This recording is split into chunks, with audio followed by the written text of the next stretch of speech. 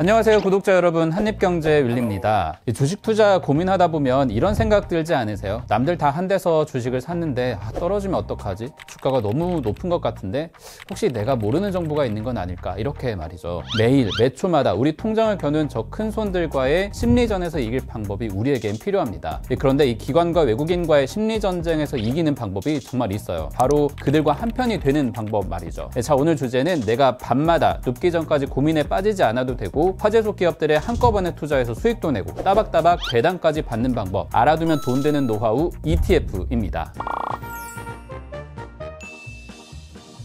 혹시 스파이더 다이아몬드 이런 얘기 들어보셨어요? 여러분이 생각하는 그거 아닙니다. 우리나라에선 코덱스 200, 타이거 IT 레버리지, 미국에선 QQQ, VIG, ARKK 이렇게 수천 개 이름이 붙는데 이 뒤에도 설명하겠지만 이게 다 ETF입니다. Exchange Trading Fund, 우리말로 상장지수 펀드라고 부르죠. 원래 펀드는 달걀 하나하나 골라서 소풍 바구니에 담아주는 거랑 비슷해요. 고르고 담고 깨지지 않게 잘 보관해주세요 이렇게 맡기려면 그 과정마다 1에서 2% 비용을 내야 하고 웬만큼 오래 투자하지 않고서야 수익률을 체감하기 힘들어요.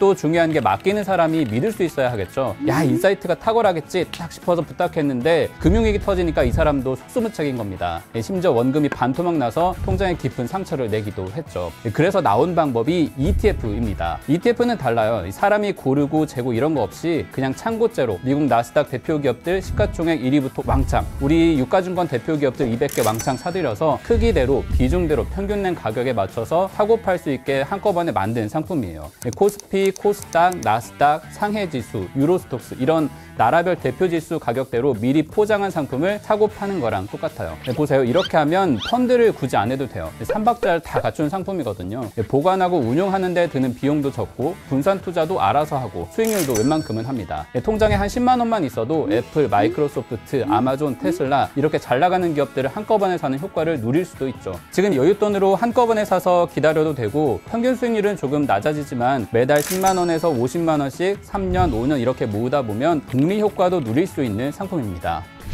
이렇게 기발한 ETF는 네이트 모스트라고 1993년에 원래는 금융회사와 1도 관련이 없던 사람이 만들었어요. 네이트 모스트는 자신의 사업체에서 원자재 거래를 할 때 돌덩이들을 다 이고지고 교환하기 힘드니까 얼마에 교환하겠다 증서만 딱 만들어서 주고받는 거에 착안해서 숫자가 적힌 가격표, 인덱스 거래 방식을 만들었어요. 이 사람이 나중에 미국 증권거래소로 옮겨서 미국 대표 주식을 통째로 인덱스로 사고 파는 걸 제안하는데 처음에는 벵가드라고 하는 당시 최대 운용사 얘기했다가 퇴짜를 맞았거든요. 이 아이디어를 받아들인 스테이트 스트리트 글로벌 어드바이저는 지금은 세계 3위 운용사, 이렇게 해서 만든 SPDR S&P 500 ETF 트러스트라는 상품은 연평균 수익률 10% 안팎, 운용 규모가 지금 360조 원을 넘겼습니다. 심지어 매년 복리로 20%씩 수익을 내온 거장 워런 버핏도 자신이 죽으면 아내에게 자산의 90%를 이 SPY ETF에 투자하도록 하겠다 말할 정도입니다. 보통 미국에서 거래하는 ETF는 별칭이 붙는데 다우지수를 따르는 DIA, 나스닥에 베팅한 QQQ, S&P 500을 따르는 SPY, IVV처럼 지수를 대표하는 상품으로 알려져 있습니다. 그런데 금리가 워낙 낮고 더 높은 수익을 기대하는 투자자들이 늘어나면서 마치 펀드처럼 산업 유형, 테마에 따라서 레고를 조립하는 것처럼 만든 ETF들도 늘고 있어요. 가령 금, 은 ETF를 조합해서 물가 상승에 미리 대비한다거나 삼성전자, TSMC 같은 반도체 기업만 모아서 투자하거나 친환경, 태양광 테마 아니면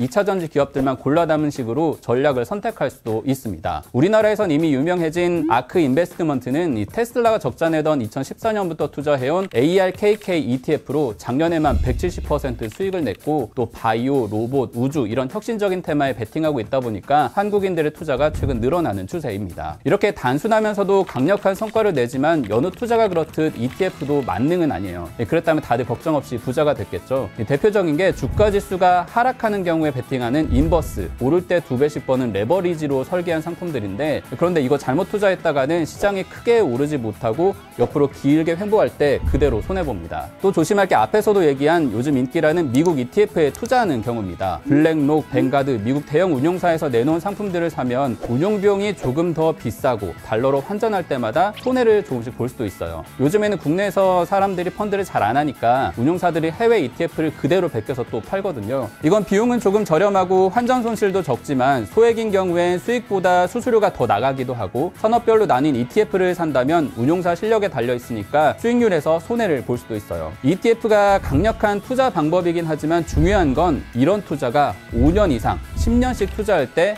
비로소 힘을 발휘한다라는 겁니다. 또 금 ETF, 반도체 ETF, 혁신기업 ETF 이런 식으로 조금은 덜 위험한 것부터 수익을 극대화할 수 있는 상품까지 2개에서 3개 정도로 나누어서 투자하면 만에 하나 발생할 수 있는 예상 손실을 줄이는 데도 효과적입니다. 조금 더 공부할 여유가 된다면 ETF가 많이 담고 있는 기업들을 유심히 보고 있다가 직접 투자하는 것도 생각해 볼 만한 투자 방법 중에 하나입니다. 작년처럼 화랑의 시장이 매년 찾아오는 건 아니잖아요. 어느 해인가는 손해는 볼 수 있으니까 숫자 신경 쓰지 않고 조금은 더 멀리 더 오래 투자하고 싶다면 효과적인 방법이 아닐까 합니다. 저도 책을 보다가 알았는데 부자는 천천히 되는 거래요. 지금 마음에 드는 ETF를 골라서 미리 공부해보고 차근차근 자산을 굴려보는 것은 어떨까요? 한입경제 오늘은 여기까지입니다. 저는 또 다음에 만날게요. 안녕.